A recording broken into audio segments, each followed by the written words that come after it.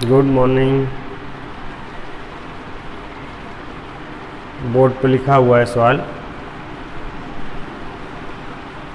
ध्यान से देखें, पढ़कर सुना रहा हूँ। क्रमशः अल्फ़ा, बीटा, गामा, डेल्टा कोण बनाती है, तो सिद्ध कीजिए कि cos square alpha plus cos square beta plus cos square gamma plus cos square delta equal to 4/3। यह हमें प्रूफ करना है और बड़ा ही इम्पॉर्टेंट क्वेश्चन है, कई बार एग्ज़ाम में आ चुका है और आपको ध्यान से देखना होगा। मैं यहाँ पहले आपको इसमें इस्तेमाल किए जाने वाले सभी फॉर्मूलों से अवगत करा दूँ। देखिए, अगर आप ये सीखना चाहते हैं तो आपको ये जो टू लाइंस के बीच में एंगल है,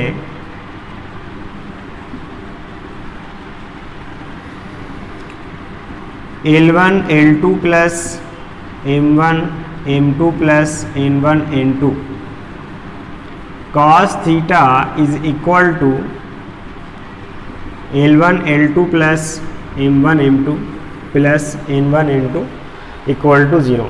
एक तो ये पता होना चाहिए, और L1 M1 N1 और L2 M2 N2 यहाँ पर direction cosines of the lines हैं, ये आप लोग ध्यान रखिएगा।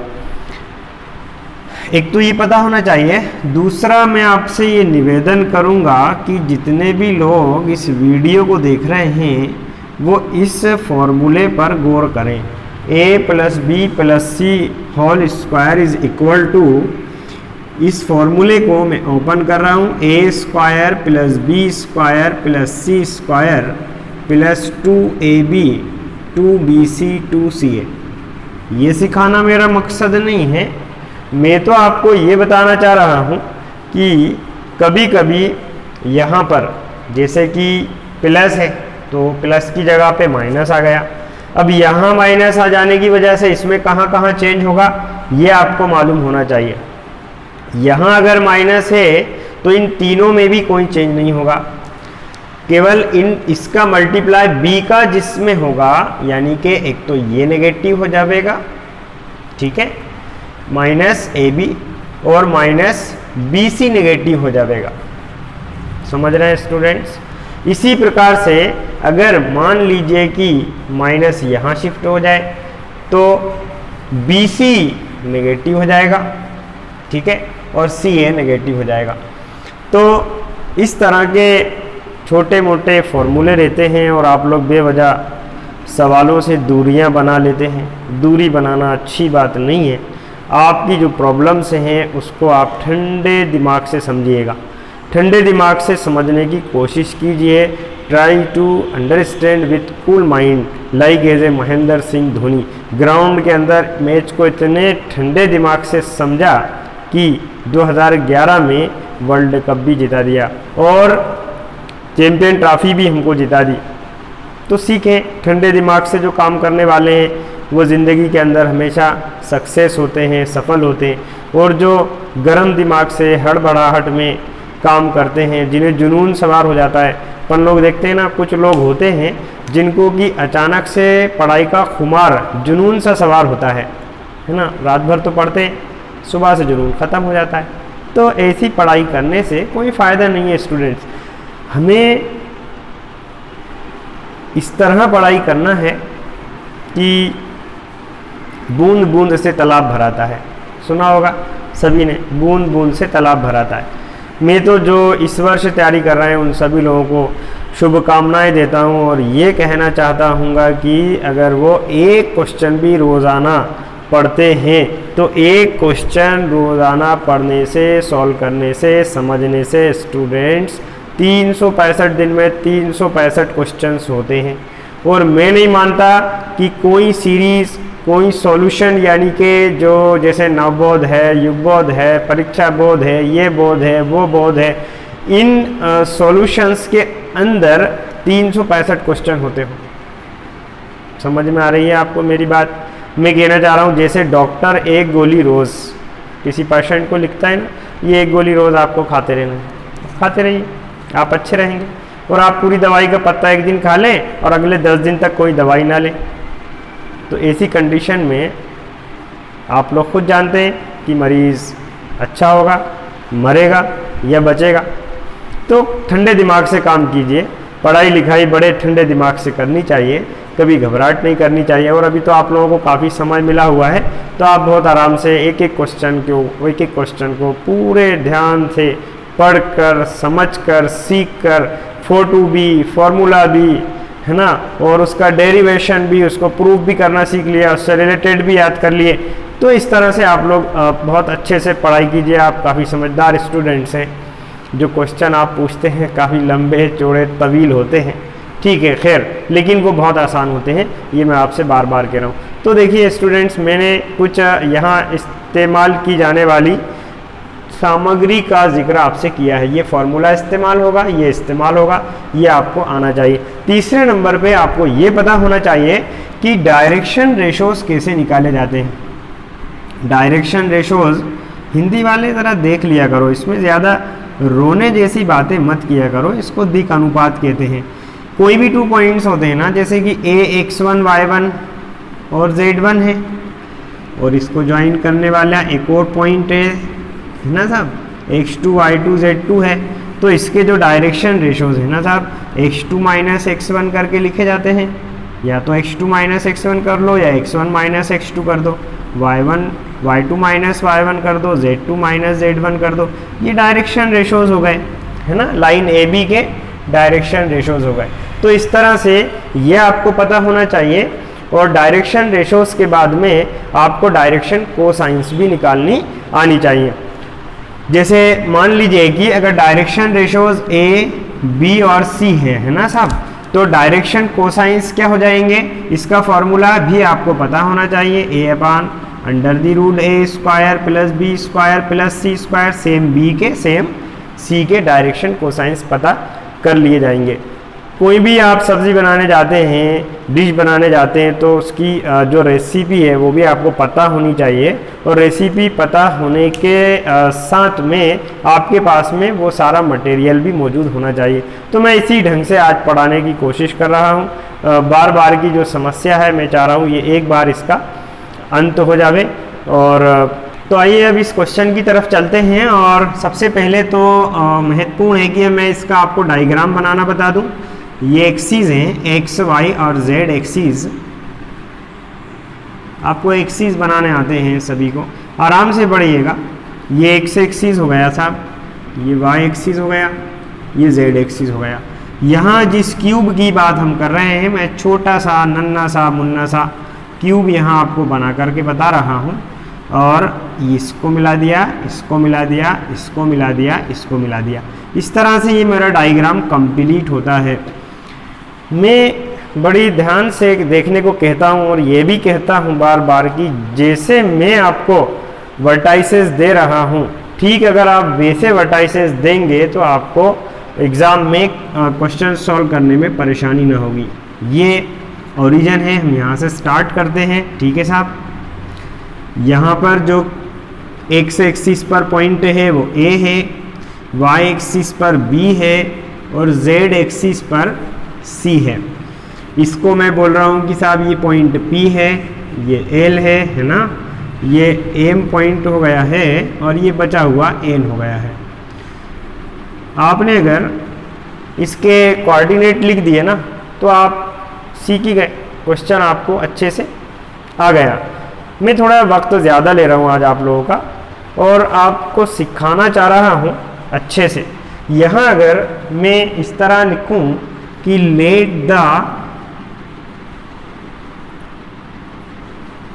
As of cube be a, है ना, हिंदी मीडियम वाले बच्चे जो है ना, नाराज मत हुआ करो। माना कि घन की कोर या घन की भुजा ए है, ठीक है साहब।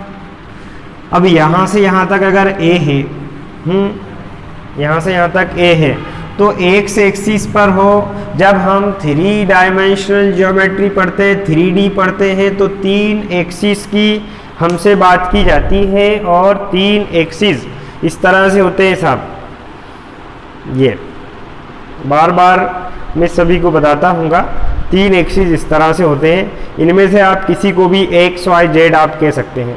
यानी आप किसी पॉइंट का नाम आप रखना चाहेंगे तो उस पॉइंट में आपको x का कोऑर्डिनेट भी लिखना पड़ेगा, y का भी लिखना पड़ेगा और z का भी लिखना पड़ेगा।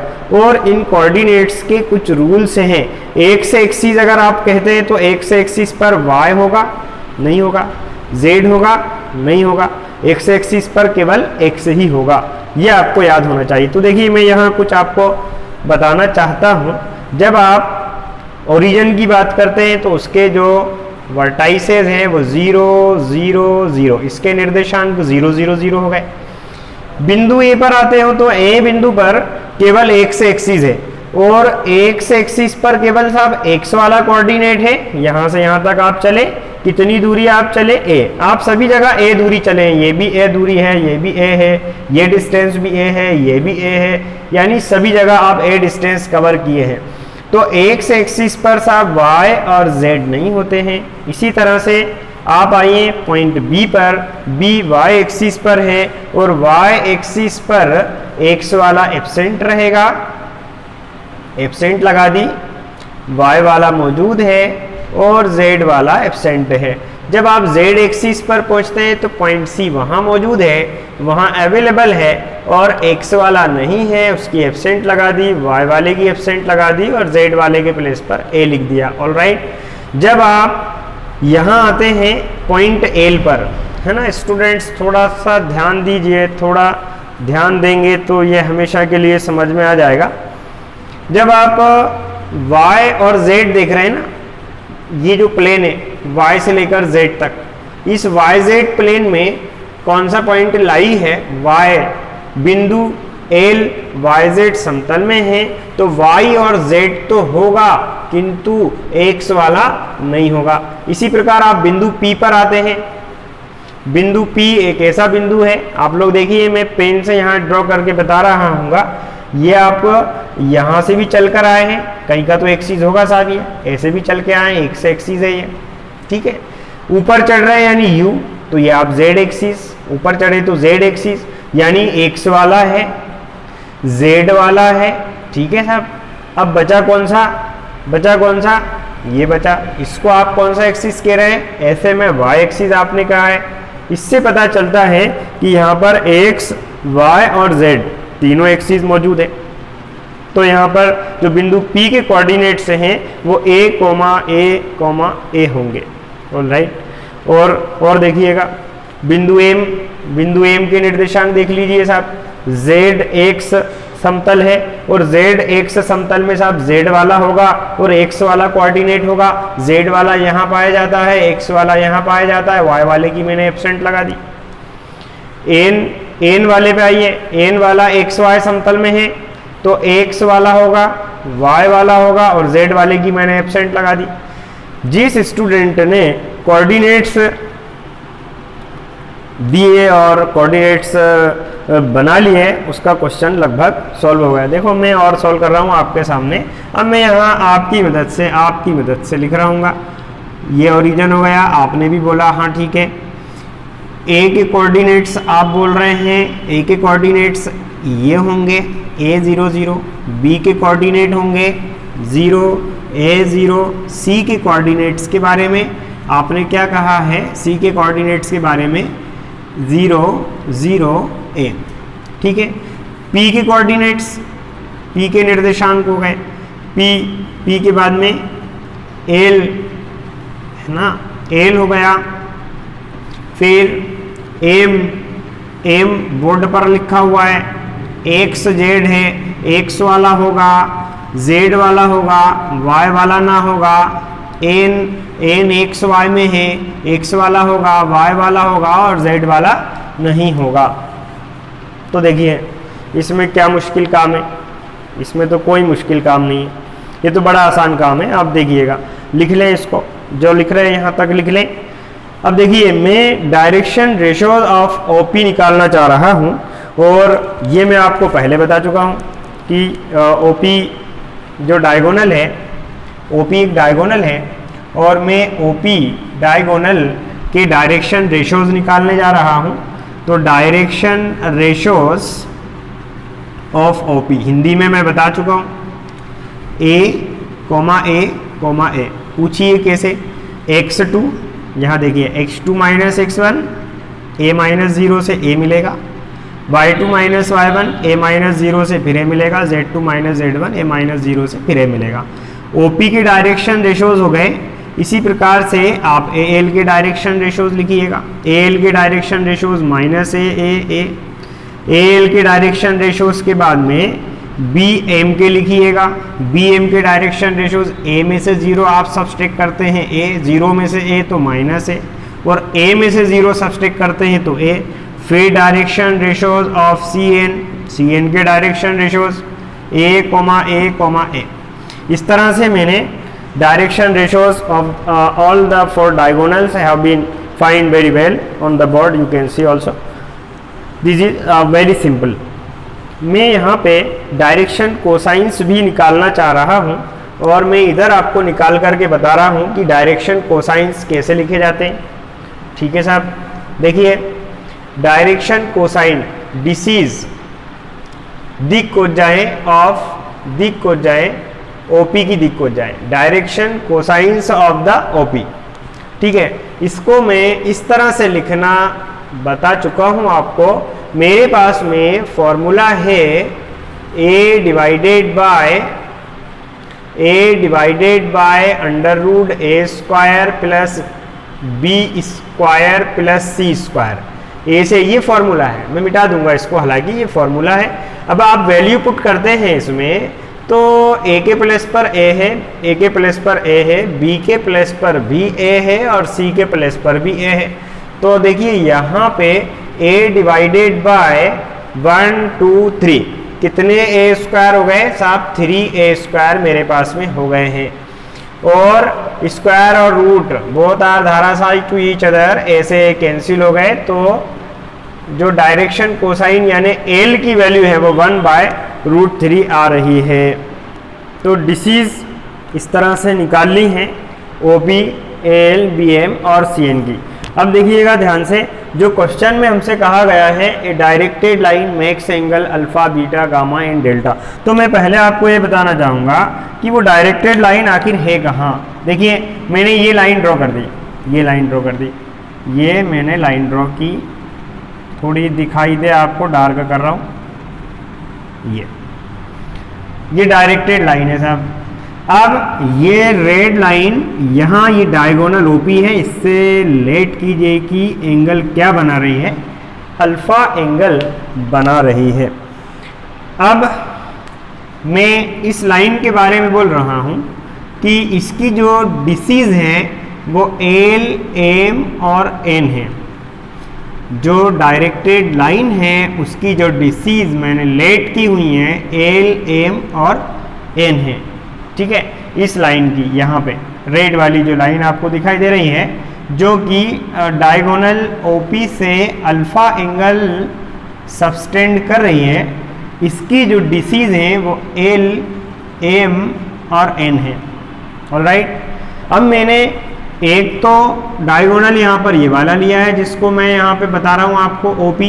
मानकर चलिए कि ये L1 का, M1 का और N1 का रोल प्ले करें, और ये L2, M2 और N2 का रोल प्ले करें। तो यहाँ पर जो एंगल है cos अल्फा L1 आप बोलते हैं, तो L इंटू 1/√3, क्योंकि यहाँ L1 की वैल्यू L है और L2 की वैल्यू 1/√3 है। फिर प्लस M इंटू 1/√3, फिर प्लस N इंटू 1/√3। 1/√3 यानी कि √3 तो आ गया LCM में, बचे कौन है L plus M plus N। Alright, तो ये cos अल्फा मैंने निकाला है इस तरह से। और इसी तरह आप cos बीटा भी निकाल सकते हैं। cos beta is equal to L1, M1, N1 तो यही रहेंगे, L2, M2 और N2 की वैल्यूज़ बदल जाएंगी, यानी कि L इंटू -1/√3 यानी आप माइनस को ऐसे शिफ्ट करते जाएं, L plus M plus N divided by √3। N cos gamma आप लिखते हैं तो फिर माइनस और आगे पहुंच जाएगा, L plus M minus N divided by √3 cos delta L plus M plus N minus N divided by √3। इस तरह मेरे पास में 4 इक्वेशन है, 1 2 3 एंड 4। 4 इक्वेशन मुझे मिली है। इन चारों इक्वेशंस को स्क्वायरिंग एंड एडिंग में करूंगा तो आपके सामने कर रहा हूं वो भी। इक्वेशन नंबर 1 का left hand side, equation number 2 का left hand side plus whole square, फिर प्लस होल स्क्वायर, फिर प्लस, फिर होल स्क्वायर। ठीक इसी तरह से इनके राइट हैंड साइड्स में से 1/√3 हर जगह था, आप देख रहे हैं ये का 1/√3 1/√3 1/√3 1/√3 होल स्क्वायर। तो ये मैंने कॉमन निकाल लिया। ये बड़ा ब्रैकेट लगा हुआ है यहाँ से लेकर के यहाँ तक, ठीक है। अब ये राइट हैंड साइड में से पहले l plus M plus N का होल स्क्वायर, फिर minus l plus M plus N का whole square, l minus m plus N का whole square and l plus M minus n का whole square. अब मैं इसको यहाँ पे जो फॉर्मूला मैं आपको स्टार्टिंग में बता रहा था उस फॉर्मूले से सॉल्व करके, और तो सब लेफ्ट हैंड साइड तो वैसा का वैसे ही चलता रहेगा और राइट हैंड साइड को मैं यहाँ पे सॉल्व कर रहा हूँ। देखिएगा राइट हैंड साइड को मैं यहाँ सॉल्व कर रहा हूँ 1/√3 जी। तो देखिए मैं इसको फॉर्मूले से ओपन करके और आपको बता रहा हूँ। अब हम यहाँ सॉल्व कर रहे हैं। देखिए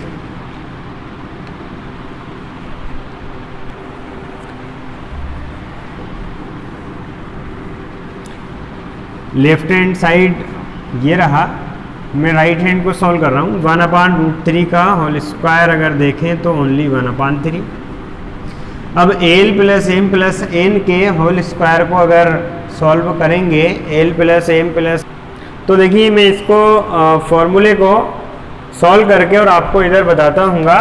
यहाँ 1/√3 का होल स्क्वायर ओनली 1/3 आएगा और L plus M plus N का जो होल स्क्वायर है उसको सॉल्व करेंगे तो L square plus M square plus N square plus 2LM plus 2MN plus 2NL। All right, सभी को पता है। यहाँ ये बात का ध्यान रखना है, आप इससे कुछ सीखना चाहते हैं तो सीखिएगा कि अगर यहाँ माइनस लगाए एल में तो जहाँ जहाँ एल है वहाँ वहाँ नेगेटिव साइन आपको लेना है। L square plus M square plus N square, यहाँ एल है, यहाँ एल नहीं है और यहाँ एल है, फिर प्लस। अब देखिए यहाँ पे m के साथ में माइनस लगाए तो जहाँ जहाँ इसमें m आया हुआ है ये मुझे बताना नहीं चाहिए, सभी को अच्छे से ये बातें पता हैं, ये बेसिक कॉन्सेप्ट हैं। तो m के साथ में माइनस है मीन्स यहाँ माइनस होगा, यहाँ माइनस होगा और ये प्लस होगा, फिर plus L square plus M square plus N square plus 2LM minus 2MN minus 2NL। All right, अब देखिए यहाँ पे plus 2LM minus 2LM minus 2LM plus 2LM cancel हो गए। इसी तरह plus 2MN minus 2MN minus 2MN plus 2MN and plus 2NL minus 2NL और plus 2NL minus 2NL यहाँ पे कैंसिल हो गए। तो इस तरह मेरे पास में यहाँ 1/3 1L square 2 3 and 4 4L square रहे, फिर प्लस 4M स्क्वायर, फिर प्लस 4N स्क्वायर। 4 को मैं कॉमन ले रहा हूँ 1/3 4 common L square plus M square plus N square. ठीक है साहब, इसकी वैल्यू आपको पता है कि मैंने आपको पढ़ाया था कि sum of the squares of direction cosine of a line is 1। It means इसकी वैल्यू 1 होगी, यानी कि 1 यहाँ लिखने पर ओनली हमें मिलेगा cos square alpha plus cos square beta plus cos square gamma cos square delta is equal to 4/3। ये आपने देखा कि जो 4 डायगोनल्स हैं उनके साथ में एक डायरेक्टेड लाइन एंगल बनाती है तो cos square alpha plus cos square beta plus cos square gamma plus cos square delta is equal to 4/3 होता है।